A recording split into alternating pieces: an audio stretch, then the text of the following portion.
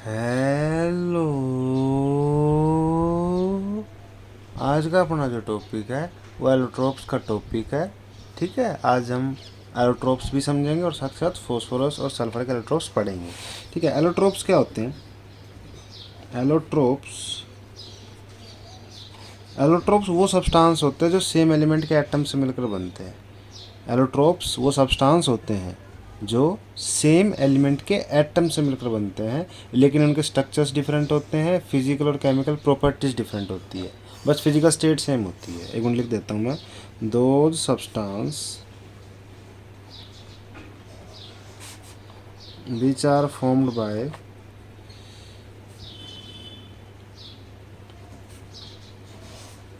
atoms of same element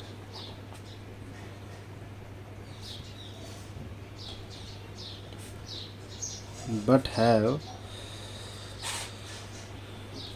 different physical and chemical properties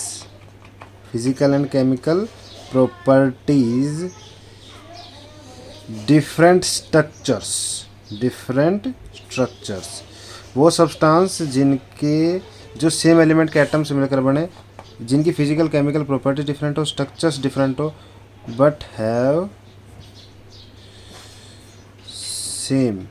मत लिखो, same physical state या state लिख दो। ठीक है, जैसे कि फॉर एग्जांपल कार्बन है। कार्बन के दो एलोट्रोप्स होते हैं, एक होता है डायमंड, ठीक है, एक होता है ग्रेफाइट।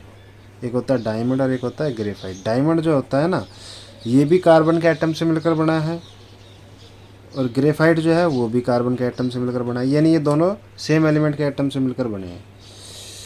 डायमंड जो होता है वो बैड कंडक्टर होता है इलेक्ट्रिसिटी का, लेकिन ग्रेफाइट गुड कंडक्टर होता है इलेक्ट्रिसिटी का। इसका स्ट्रक्चर अलग होता है, इसका स्ट्रक्चर अलग होता है, लेकिन दोनों के दोनों सॉलिड होते हैं। ठीक है, दोनों की फिजिकल स्टेट सेम होती है। ये सेम एलिमेंट के एटम से मिलकर बन रहे हैं, फिजिकल स्टेट सेम है, लेकिन फिजिकल केमिकल प्रॉपर्टीज अलग अलग है, स्ट्रक्चर अलग अलग है। जैसे कि मैं स्ट्रक्चर इनका बना के दिखा देता हूँ आपको, एक मिनट में, जस्ट अ मिनट। जैसे अगर डायमंड का स्ट्रक्चर बनाना है तो बिल्कुल सिंपल है। वो तो जो हर एक डॉट में बना रहा हूँ ना, ये जो मैं मार्क कर रहा हूँ ज़्यादा, ये एक हर कार्बन को रिप्रेजेंट कर रहा है। ठीक है, each and every mark is represent a carbon atom. देखो ये कार्बन है, ये 4 कार्बन से जुड़ा हुआ है, एक नंबर 1, नंबर 2, नंबर 3, नंबर 4। ये कार्बन है, ये भी 4 से जुड़ा हुआ है, नंबर 1, नंबर 2, नंबर 3, नंबर 4। ऐसे ये वाला नंबर 1, नंबर 2, नंबर 3, नंबर 4, ऐसे ये आगे जुड़ते जाएंगे। जैसे ये स्ट्रक्चर है ना, यानी कि ये डायमंड का स्ट्रक्चर है।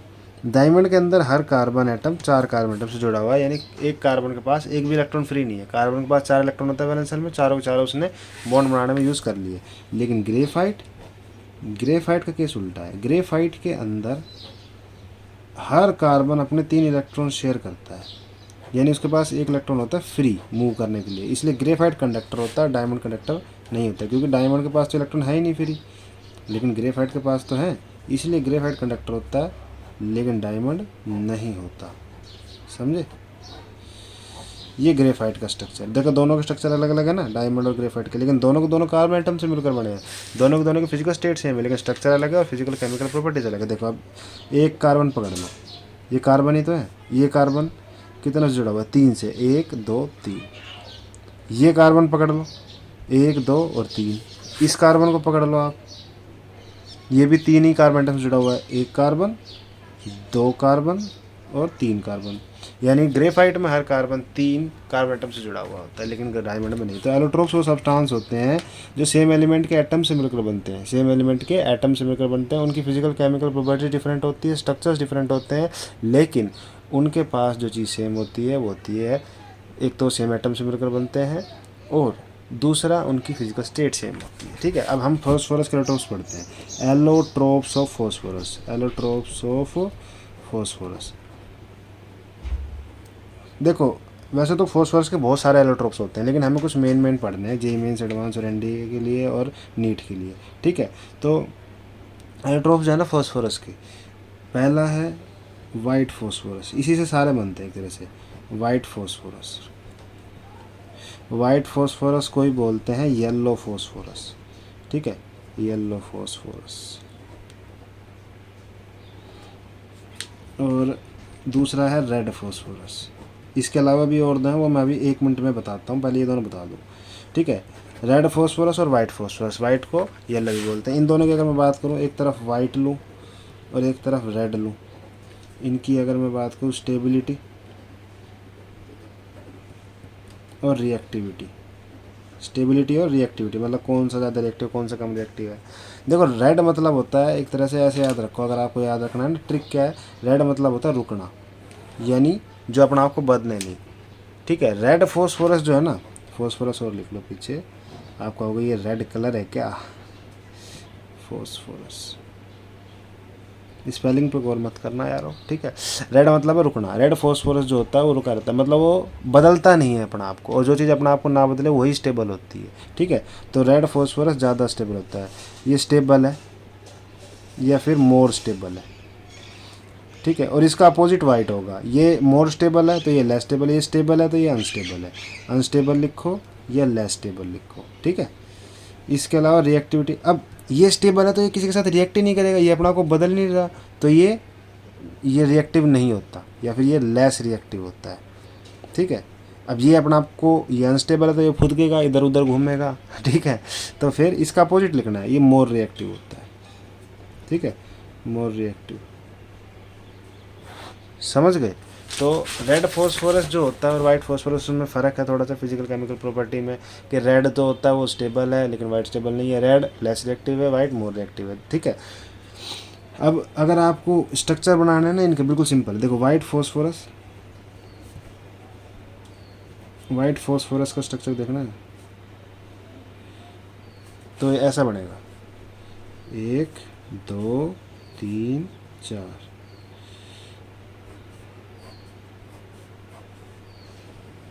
और ये एंगल है 60 डिग्री, ठीक है, ये एंगल है 60 डिग्री। ये है कौन सा, वाइट फॉस्फोरस, ये वाइट फॉस्फोरस का स्ट्रक्चर है। और अगर आपको रेड फॉस्फोरस बनाना है, रेड फॉस्फोरस, रेड फॉस्फोरस का स्ट्रक्चर कैसे बना, रेड मतलब होता है रिपीट करना, ये बार बार रिपीट होगा रेड फॉस्फोरस में, ठीक है। रेड एक तरह से ऐसे रखो, रेड मतलब होता है रिपीट करना, रेड फॉस्फोरस अपने आप को रिपीट करता है, देखो ये बार बार रिपीट हो रहा है ना, ये P4 वाला जो वाइट में बनाया था हमने, ये चलता रहेगा, आगे भी चलता रहेगा ऐसे, ठीक है। तो ऐसे याद रखो, रेड फॉस्फोरस का स्ट्रक्चर ऐसे, वाइट का बनाओ फिर वाइट से रेड का बनाओ, ठीक है। तो ये रेड फॉस्फोरस का स्ट्रक्चर है, ये वाइट का। अब वाइट फॉस्फोरस ज़्यादा रिएक्टिव होता है, मैंने आपको बताया, ठीक है। उसका कारण क्या है, उसका कारण है angular strain, white phosphorus is more reactive because of angular strain, because of angular strain. अब इसका क्या मतलब है, एंगुलर स्ट्रेन, एंगल का स्ट्रेन, ठीक है, ये यू है, ANGULAR, एंगुलर स्ट्रेन, मतलब वो अपने एंगल को चेंज करना चाहता है। देखो ये जो एंगल है ना, ये 109.5 डिग्री का होना चाहिए था, 109.5 डिग्री का, लेकिन है कितने का, 60 डिग्री का। तो ये अपने एंगल को है ना 109.5 डिग्री करना चाहेगा, बदलना चाहेगा, और जो चीज़ अपने आप को बदलना चाहती है वो अनस्टेबल होती है, और जो चीज़ अनस्टेबल होती है वही रिएक्टिव होती है। तो ये अपने आप को बदलने के चक्कर में रिएक्ट करने की कोशिश करेगा, इसलिए ये ज़्यादा रिएक्टिव है। तो वाइट फॉस्फोरस ज़्यादा रिएक्टिव किस लिए है, एंगुलर स्ट्रेन के लिए, मतलब वो अपने एंगल को बदलना चाहता है, उसका एंगल 60 है और वो 109.5 डिग्री करना चाहता है, ठीक है। इसके अलावा 2 फॉस्फोरस और होते हैं, एक होता है अल्फ़ा ब्लैक फॉस्फोरस, ठीक है, एक होता है अल्फ़ा ब्लैक फॉस्फोरस, 2 एलोट्रोप्स हो रहा है, एक होता है बीटा ब्लैक फॉस्फोरस, ठीक है। ये कैसे बनेगा, देखो बिल्कुल सिंपल है, आपके ना प्रिपरेशन ऐसे याद रखो, वाइट फॉस्फोरस है, वाइट फॉस्फोरस, ये सॉलिड स्टेट में, वाइट फॉस्फोरस को जब आप 573 केल्विन पे हीट करोगे ना तो आपका बनता है रेड फॉस्फोरस। क्या बनता है, रेड फॉस्फोरस। और वाइट फॉस्फोरस को अगर आपने 473 केल्विन पे हीट किया तो बनता है बीटा ब्लैक फॉस्फोरस। तो बनता है बीटा ब्लैक फॉस्फोरस। ये दो और एलोट्रोप्स है फॉस्फोरस के, रेड और वाइट नहीं, अल्फा ब्लैक फॉस्फोरस और बीटा ब्लैक फॉस्फोरस भी एलोट्रोप्स ही हैं सल्फर के, ये भी याद कर लेना। नंबर 3, नंबर 4, ठीक है, ये बीटा ब्लैक फॉस्फोरस है। अगर आपने 573 पे हीट करा वाइट को तो रेड फॉस्फोरस बनेगा, 473 पे करा तो बीटा ब्लैक, और अगर आपने रेड को 803 केल्विन पे हीट किया 803 पे तो बनेगा आपका अल्फा ब्लैक फॉस्फोरस, ठीक है, अल्फा ब्लैक फॉस्फोरस। इनके स्ट्रक्चर्स में और आपको देता हूँ। बीटा ब्लैक का जो स्ट्रक्चर है, ठीक है, अल्फा ब्लैक का आपके में नहीं है। बीटा ब्लैक का स्ट्रक्चर कैसा बनेगा, वैसे जैसे ग्रेफाइट का बना था ना, हल्का हल्का वैसा ही है।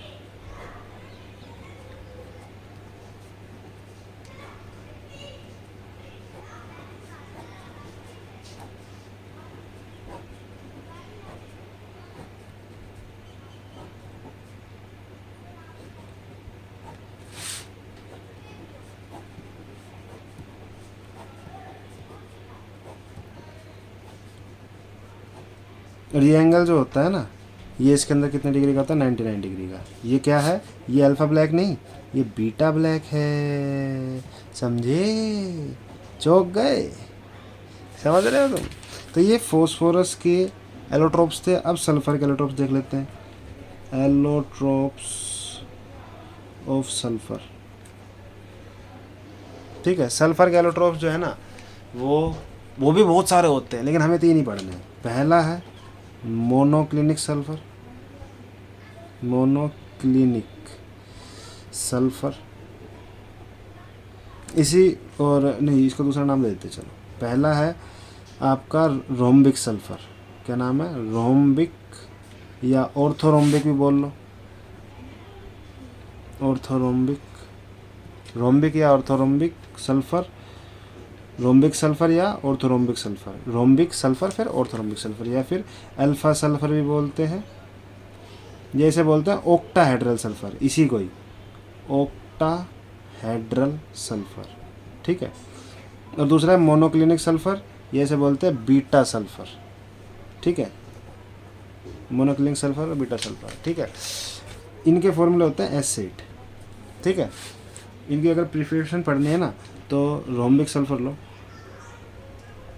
रोम्बिक सल्फर, रोम्बिक सल्फर जो होगा ना उसी से आपका क्या बनेगा, मोनोक्लिनिक सल्फर, ठीक है। अगर आपने रोम्बिक सल्फर को 369 केल्विन पर हीट कर दिया तो बन जाएगा मोनोक्लिनिक सल्फर MS। और अगर आपने इसको ठंडा कर दिया ना, इसका टेम्परेचर गिरा दिया 369 से, तो मोनोक्लिनिक वापस कन्वर्ट हो जाएगा रोम्बिक सल्फर में, ठीक है। इन दोनों के स्ट्रक्चर जो होते हैं S8, इनका फॉर्मूला है। इन दोनों के स्ट्रक्चर ऐसे बनते हैं, 1 मिनट, ये मैं एक तो जर्नल बना देता हूँ। हर कॉर्नर जो है ना ये क्राउन शेप है। कैसी शेप है ये, क्राउन शेप, ताज जैसी शेप, ताज होता है ना जैसे क्राउन शेप, मुकुट बोलते हैं जिसे, रानी का मुकुट, वैसी शेप है ये, ठीक है। हर एक जो मैंने डॉट बनाया वो सल्फर को रिप्रेजेंट कर रहा है। टोटल 8 सल्फर है, गिन लो, यहाँ से गिनो, 1 2 3 4 5 6 7 8, ये क्राउन शेप है। और ये जो एंगल है ये कितना है, 107 डिग्री, ये एंगल है 107 डिग्री, ठीक है। इन दोनों में फ़र्क है, वैसे दोनों का स्ट्रक्चर सेम नहीं है, S8 से तो है, लेकिन दोनों में फ़र्क है थोड़ा सा। क्या फ़र्क है, वो फ़र्क मैं दिखा देता हूँ। ये 1 मिनट, जस्ट 1 मिनट दो मुझे, मैं भी बना के दिखाता हूँ आप लोगों को।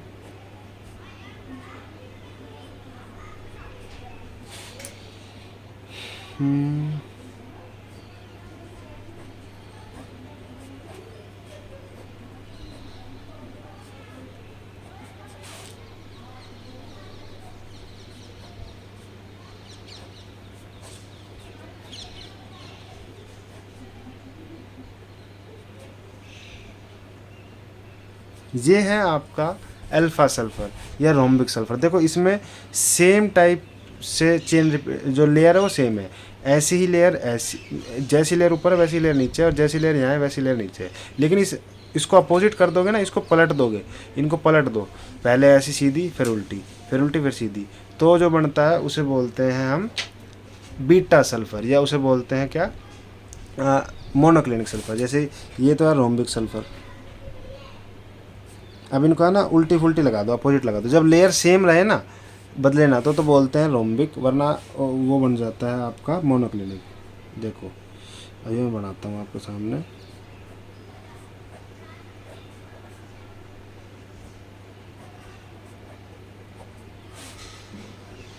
अब सीधा बना दो।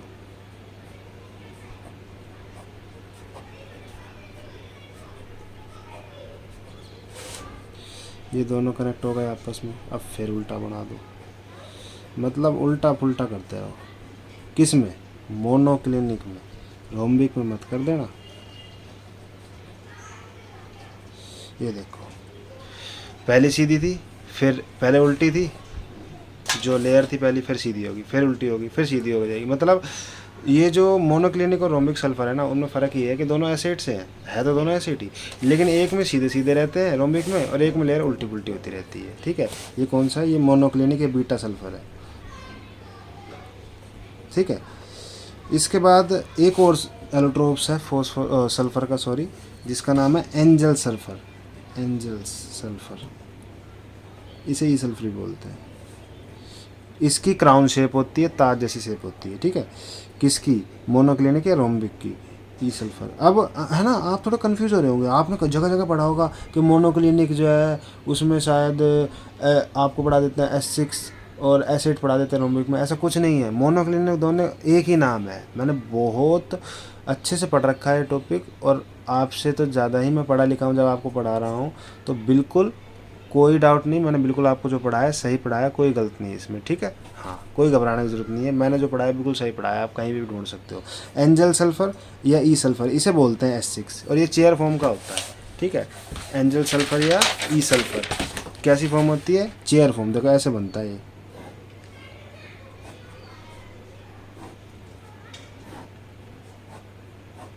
और ये एंगल होता है 102 डिग्री, उसमें 107 है, इसमें 102। ये एंजल सल्फर है या ई सल्फर। ठीक है, ये S6 है इसका फॉर्मूला। तो ये एलोट्रोप्स के बारे में सब कुछ था। आई होप आपको ये वीडियो पसंद आई तो लाइक करना, शेयर करना, सब्सक्राइब करना। मिलते हैं अगली वीडियो में, तब तक के लिए बाय बाय, टाटा। कोई पॉइंट समझ ना हो तो मुझे कमेंट करके बताओ, किसी टॉपिक वीडियो चाहिए तो मुझे कमेंट करके बताओ। ठीक है, मिलते हैं अगली वीडियो में, बाय बाय।